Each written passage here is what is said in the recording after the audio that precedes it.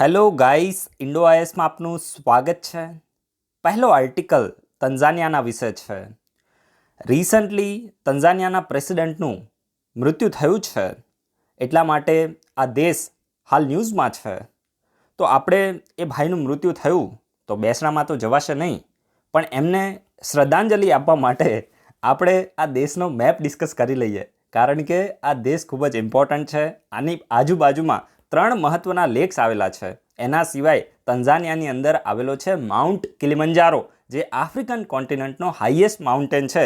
અને એના સિવાય આ દેશને ઘણા બધા દેશોની બોર્ડર પણ ટચ થાય છે, જેના ઉપરથી એક્ઝામમાં પ્રશ્ન બની શકે છે યુપીએસસી લેવલની એક્ઝામમાં. તો આપણે એના વિશે ડિસ્કશન કરવી જોઈએ ને. તો ચલો આપણે ડિસ્કશનની શરૂઆત કરીએ. સૌથી પહેલાં તો તમારે યાદ શું રાખવાનું છે કે તંઝાનિયા એ આફ્રિકામાં, ઈસ્ટ આફ્રિકામાં લોકેટેડ છે. આફ્રિકામાં ઈસ્ટ આફ્રિકા એટલે તમે સમજો, માની લો કે આફ્રિકન કોન્ટિનેન્ટ છે, તો આ વેસ્ટ સાઈડ થઈ, આ ઈસ્ટ સાઈડ થઈ, એટલે કે પૂર્વ સાઈડ થઈ, રાઈટ. તો એમાં આ પૂર્વ સાઈડ તંઝાનિયા દેશ લોકેટેડ છે. અને બીજું ઇમ્પોર્ટન્ટ વસ્તુ તમારે શું યાદ રાખવાની છે કે આફ્રિકાનો જે ગ્રેટ લેક્સ રીજન છે, તો એમાં આ દેશ લોકેટેડ છે. તો તમને એમ થાય કે આ ગ્રેટ લેક્સ રીજન શું છે, તો એ પણ હું તમને બતાવું છું. આ દેશની આજુબાજુમાં 3 મહત્વના લેક આવેલા છે. તમે લેક વિક્ટોરિયાનું નામ સાંભળ્યું હશે, સમજી ગયા. તો એ લેક વિક્ટોરિયા તંઝાનિયાની નોર્થમાં છે, રાઈટ. તમે મેપમાં જોશો એટલે તમને વધારે આઈડિયા આવી જશે. Just wait for a while, right.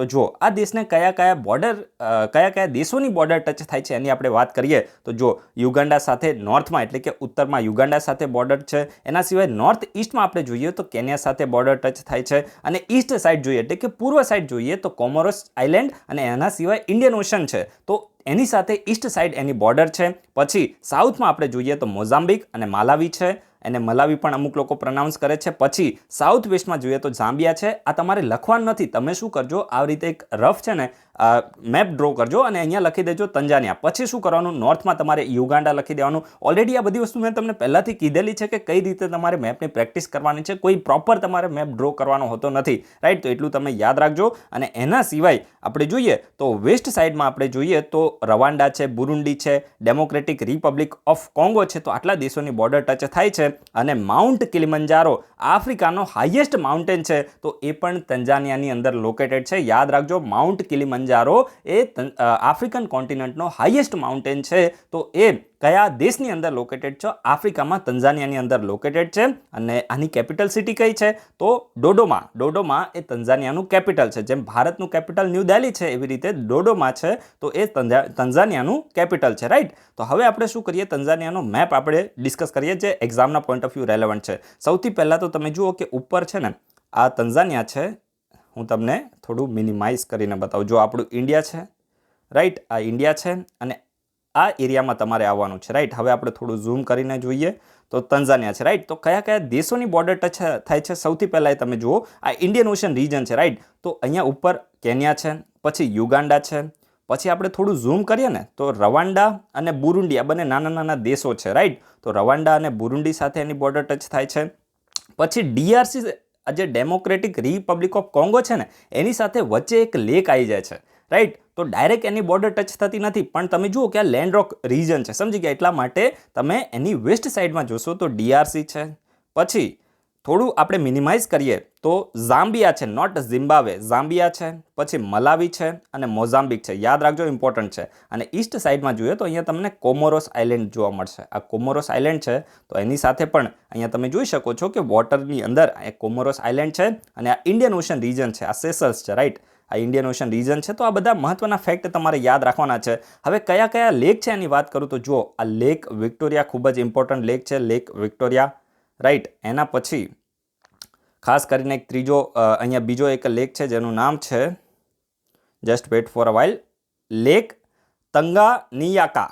આ નામ થોડું કોમ્પ્લિકેટેડ છે, તમે જોઈ લેજો. આપણે પ્રોનાઉન્સિએશનમાં જવાનું નહીં, જે તમને અહીંયા દેખાને તમે નોટ ડાઉન કરી શકો છો. ઇમ્પોર્ટન્ટ છે, આ ડાયરેક્ટ આ પ્રકારના ક્વેશ્ચન બનશે. અને એના પછી અહીંયા એક ત્રીજો લેક છે, લેક મલાવી. જો આનું નામ લેક મલાવી છે, રાઈટ. તો આ 3 લેકને તમે યાદ રાખજો, ઇમ્પોર્ટન્ટ છે. કયા કયા ત્રણ લેક આની આજુબાજુમાં આવેલા છે, તંઝાનિયાની આજુબાજુમાં. આ પ્રકારના ક્વેશ્ચનો બની શકે છે, રાઈટ. તો આપણે અત્યારે ઇન્ફોર્મેશન ડિટેલમાં લીધી છે. આવી રીતે જે પણ દેશ ન્યૂઝમાં હોય ને, અમુક લોકો શું કરતા હોય કે તમામ દેશોને એકદમ અંદર ઘૂસીને એની તૈયારી કરે. જો ભાઈ એટલું બધું કરશો ને તો યાદ નહીં રહે. જે દેશ ન્યૂઝમાં આવતા હોય, જે વર્ષે તમે તૈયારી કરી હોય, એના 1-2 વર્ષમાં તમે જે કરંટમાં પ્રિપેરેશન કરતા હોય, ત્યારે કોઈ દેશ ન્યૂઝમાં આવે, કોઈ પ્લેસ ન્યૂઝમાં આવે, તો ત્યારે તમારે એને જોઈ લેવાનું. બાકી બધું જો તમે કરવા જશો થોડું ડિફિકલ્ટ છે, ઇમ્પોસિબલ નથી, સમજી ગયા. કારણ કે દરેક લોકોની યાદ રાખવાની જે રીત છે તો અલગ અલગ હોય છે. અમુકની યાદશક્તિ સારી હોય છે તો તમે એને આસાનીથી યાદ રાખી શકો છો. પણ જો તમારાથી ના થતું હોય તો વધારે માઇન્ડને વધારે પડતું કહેવાય ને કે બહુ પ્રેશર નહીં આપવાનું. બીજા સબ્જેક્ટમાં તમે જે સ્કોરિંગ સબ્જેક્ટ છે, પોલિટી છે, મોડર્ન હિસ્ટ્રી છે, સમજી ગયા, ઇકોનોમી છે, તો એમાં તમે વધારે મહેનત કરશો તો તમને વધારે ફાયદો થશે. મેપના ક્વેશ્ચનો આવે છે પણ 2 કે 3 આવે છે, એની માટે તમે વધારે સેક્રિફાઈસ ના કરો એવું મારું પર્સનલી માનવું છે, રાઈટ. તો આ તંઝાનિયાનો મેપમાં તમને ખબર પડી ગઈ હશે. એના પછી હવે હું તમને 1-2 સારા એવા ક્વેશ્ચન પૂછી લઉં ટોપ લેવલના. તમે જોયું હશે કે જીપીએસસીની એક્ઝામ હોય ને ત્યાં તમને રિવરના બારામાં ક્વેશ્ચન તો હંમેશા જોવા જ મળે છે.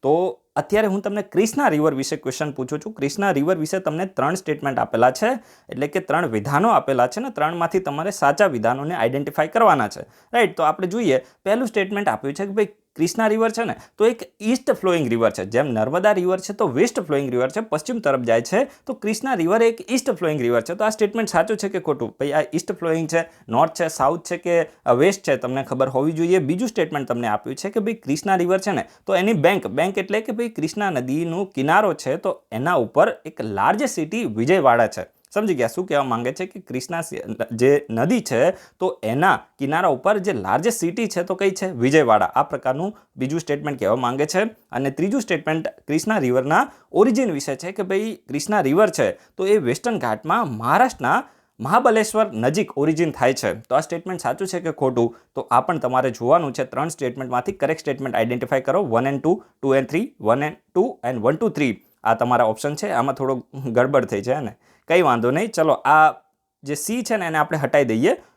1, 2 અને 4 આ 4માંથી આન્સર આવે છે. ચલો એ તો હું તમને ક્લિયર કહી દઉં. તો સીને તમે ઇગ્નોર કરી દો. થોડું આપણે ભૂલ થઈ છે તો એને તમે ઇગ્નોર કરી દો. ઓપ્શનમાં ભૂલ થઈ છે, ક્વેશ્ચન બરાબર છે, રાઈટ. એના પછી જે નેક્સ્ટ ક્વેશ્ચન છે તો કાઝીરંગા નેશનલ પાર્ક અને ટાઈગર રિઝર્વ વિશે છે. સારો એવો ક્વેશ્ચન છે. તો કાઝીરંગા નેશનલ પાર્ક અને ટાઈગર રિઝર્વ વિશે તમને 3 સ્ટેટમેન્ટ આપેલા છે. 3માંથી તમારે સાચા સ્ટેટમેન્ટ, કરેક્ટ સ્ટેટમેન્ટને આઈડેન્ટિફાઈ કરવાના છે. પહેલું સ્ટેટમેન્ટ છે કે ભાઈ આ કાઝીરંગા નેશનલ પાર્ક છે ને તો એ આસામમાં છે. તો એ તો ભાઈ બધાને ખબર હોય છે.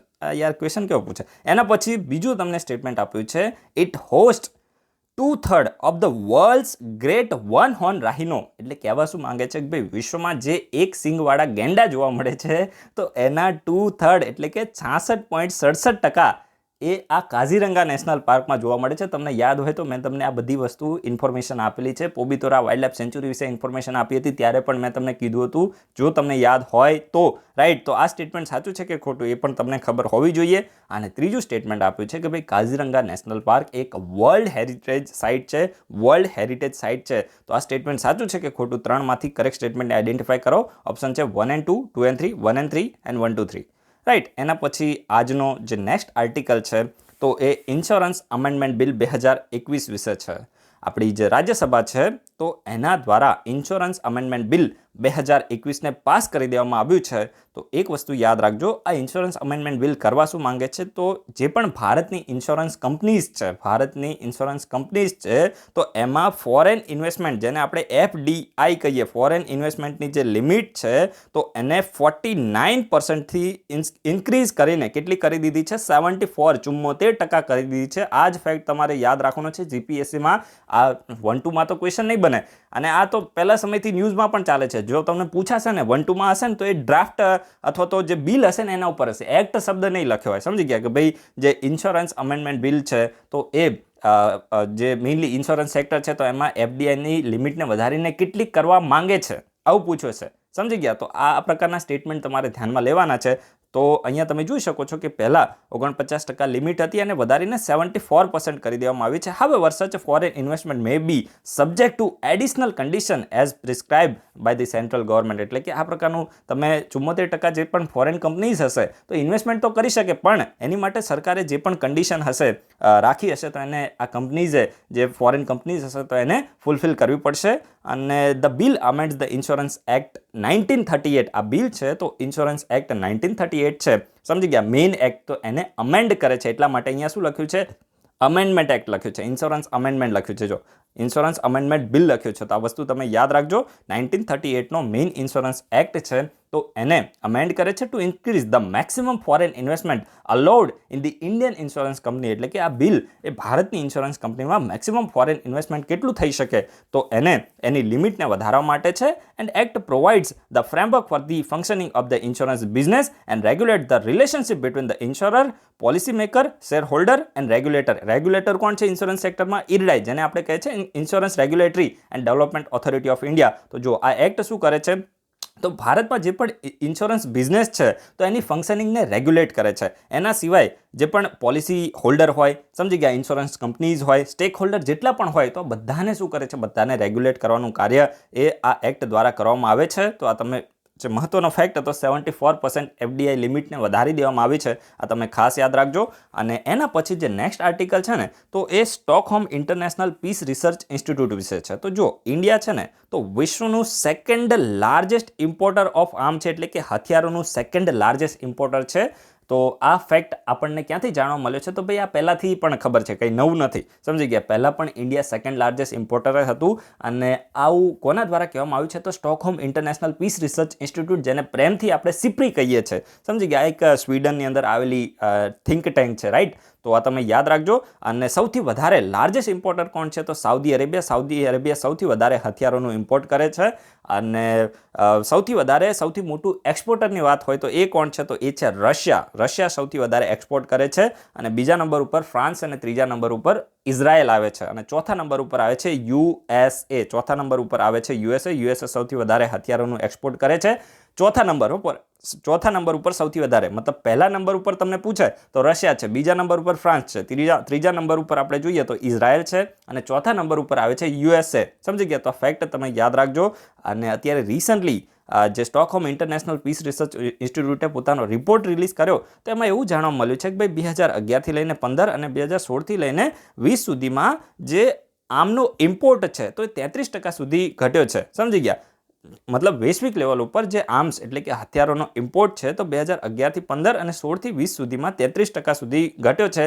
While India continues to remain second largest arm importer after Saudi Arabia. પરંતુ વૈશ્વિક લેવલ ઉપર તો ઇમ્પોર્ટ ઘટ્યો છે, પણ તેમ છતાં ભારત છે તો એ તો વિશ્વમાં બીજા નંબર ઉપર રહ્યું છે સાઉદી અરેબિયાની પછી. સમજી ગયા? સાઉદી અરેબિયા સૌથી વધારે જે હથિયારો છે તો એને ઇમ્પોર્ટ કરે છે. અને આવું કોને કીધું છે? તો સિપ્રી દ્વારા કહેવામાં આવ્યું છે. Overall drops in arms import between 2011 to 2015 and 2016 to 2020 was due to complex and lengthy procurement process. અને જે આર્મ ઇમ્પોર્ટ ઓછો થયો એની પાછળનું મેઇન રીઝન શું બતાવવામાં આવ્યું છે કે ભાઈ આર્મને હથિયારોને ઇમ્પોર્ટ કરવા માટેની પ્રોસેસ છે ને એ ખૂબ જ કોમ્પ્લેક્સ એટલે કે જટિલ પ્રોસેસ છે, ખૂબ જ લેન્ધી એટલે કે લાંબી પ્રોસેસ છે, અને એટલા માટે હથિયારોનું ઇમ્પોર્ટ ધીરે ધીરે ઓછું થવા લાગ્યું છે. And Russia was the largest arm supplier. સૌથી વધારે સપ્લાય એટલે કે એક્સપોર્ટ કોણ કરે છે? તો આ બંને જે 2011થી 15 અને 16થી 20 તો બંને સમયગાળા દરમિયાન સૌથી વધારે લાર્જેસ્ટ સપ્લાયર કોણ રહ્યું છે? રશિયા રહ્યું છે. However Russia's delivery dropped by 53% between the two period and its share of the Indian arm imports fell from 70 to 49%. એટલે કહેવા શું માંગે છે કે ભાઈ આ સમયગાળા દરમિયાન રશિયા છે તો એ લાર્જેસ્ટ સપ્લાયર તો રહ્યું છે, પણ તેમ છતાં આની સપ્લાય છે તો એ ઓછી થઈ છે. તમે જુઓ કે ભાઈ આની સપ્લાય છે કે જે પહેલા રશિયા બીજા દેશોની અંદર હથિયારો એક્સપોર્ટ કરતું હતું તો એમાં ઘટાડો થયો છે 53%, એમાં 53% ઘટાડો થયો છે, તેમ છતાં એ લાર્જેસ્ટ રહ્યું છે. સમજી ગયા? તો આ વસ્તુ તમે યાદ રાખજો.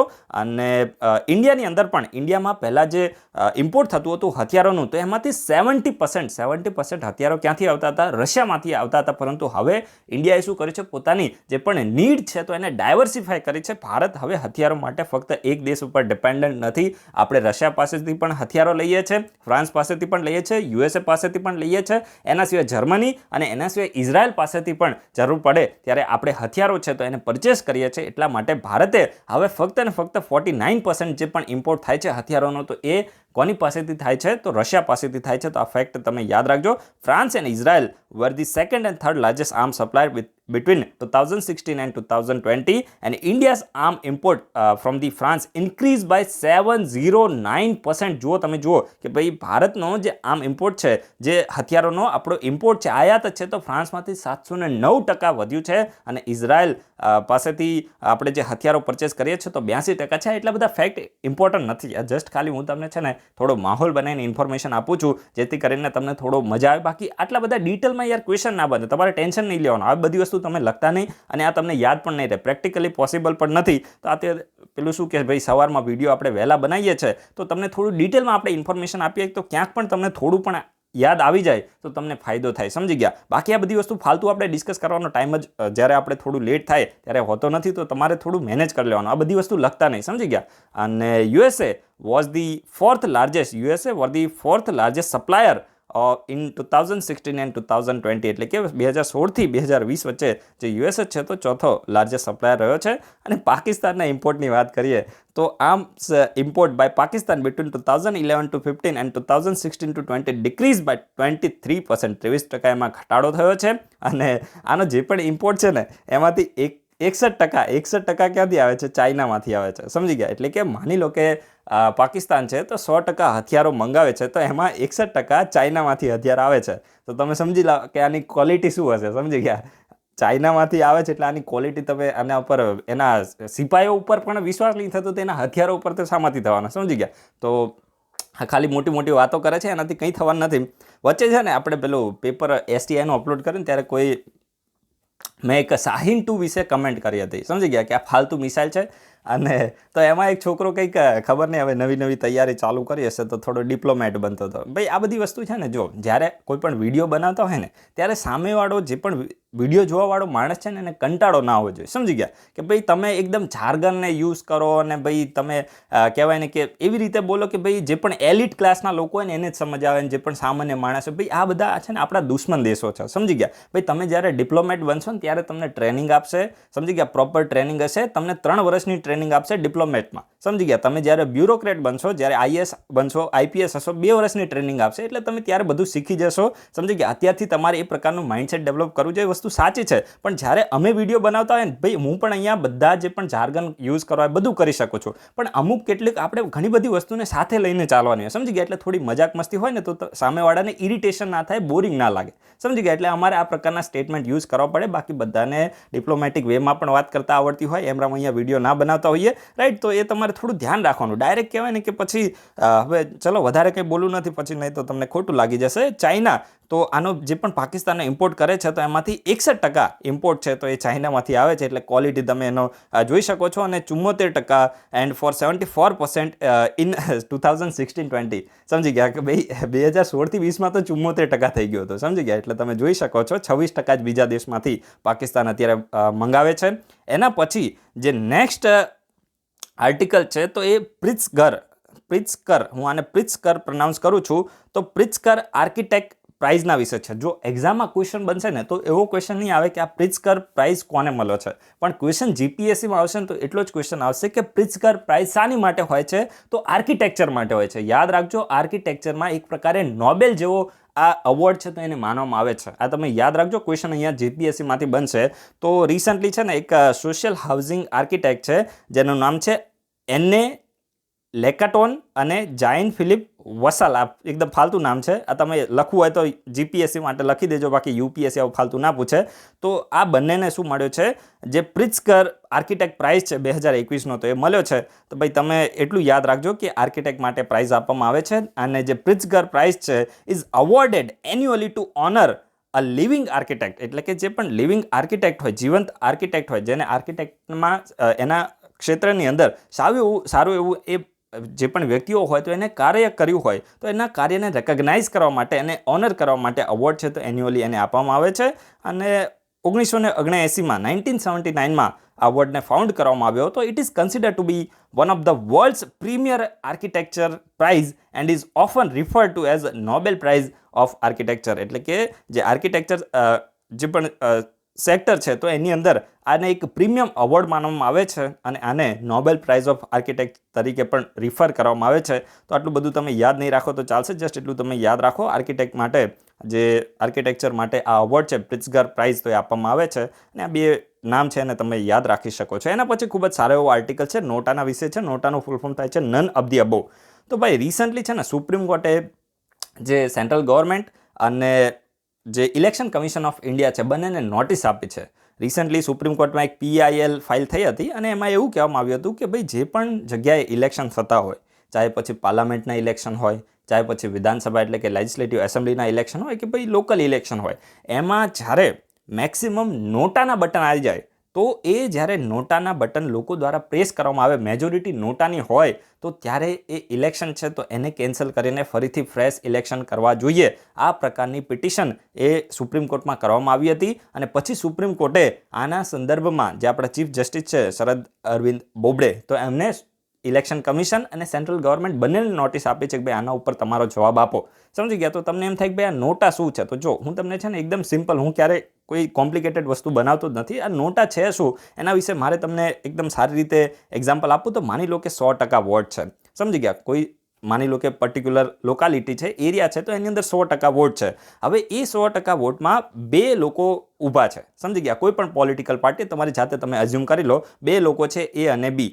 હવે માની લો કે આ બંને લોકો છે ને A અને B, આ બંનેને પોલિટિકલ પાર્ટીઝે એને ટિકિટ આપી દીધી અને લોકો ત્યાંના જે લોકો છે તો એને આ બંને જે કેન્ડિડેટ છે તો પસંદ જ નથી. સમજી ગયા? અમુક લોકોને એમના પરિવારના લોકોને બાદ કરતા અમને કોઈ વોટ આપતું જ નથી. એટલું તમે યાદ રાખો. ભાઈ એકદમ કહેવાય ને કે એમને કોઈ ઓળખતું નથી ને એમ પૈસાના દમ ઉપર ને કહેવાય ને કે બાપાના હિસાબથી આ બંને સિલેક્ટ થઈ ગયા છે તો લોકોને પસંદ જ નથી. તો લોકો શું કરશે? A અને B છે ને, તો મેજોરિટી લોકો શું કરશે કે ભાઈ અમને તો આ કેન્ડિડેટ પસંદ નથી, અમે નોટા પ્રેસ કરશું. સમજી ગયા? તો માની લો કે 80% લોકોએ શું કર્યું? નોટાને પ્રેસ કર્યો. તો હવે બાકી કેટલા ટકા લોકો રહ્યા એ એરિયામાંથી? તો 20%. હવે 20%માં તો એવા હોય ને કે કેટલાક ફ્રેન્ડ હોય ને કેટલાક ફેમિલીના મેમ્બર હોય ને એ તો શરમમાં પછી વોટ તો આપે જ દે કે ભાઈ કંઈક તો કરીએ. તો આ 20% લોકોમાંથી માની લો કે 11% લોકોએ શું કર્યું છે? એને વોટ આપ્યો છે અને 9% લોકોએ બીને વોટ આપ્યો છે. તો ભાઈ તમે એક વસ્તુ જુઓ કે 80% નોટાને વોટ ગયો ને, પણ આપણા દેશની અંદર ડાયરેક્ટ ઇલેક્શનમાં first past the post system છે. એટલે કે ભાઈ ડાયરેક્ટ ઇલેક્શન થાય તો નોટાને ગમે તેટલા વોટ પડ્યા કંઈ ધ્યાનમાં નહીં લેવાનું. જે પણ કેન્ડિડેટ ઊભા હોય એમાંથી સૌથી વધારે જેને વોટ મળ્યા હોય એ વ્યક્તિ જીતેલો ઘોષિત થઈ જાય. તો તમે અહીંયા જુઓ કે એને ભલે 11% વોટ ખાલી મળ્યા છે 20માંથી, તેમ છતાં બી કરતાં એને 2 વોટ વધારે મળ્યા છે તો એ વ્યક્તિ અહીંયા જીતી જશે. નોટાના કેટલા વોટ પડ્યા એનાથી કોઈ ફરક પડતો નથી. આ નોટા જસ્ટ ખાલી એક સિમ્બોલિક છે. સમજી ગયા? નોટા જસ્ટ ખાલી સિમ્બોલિક છે.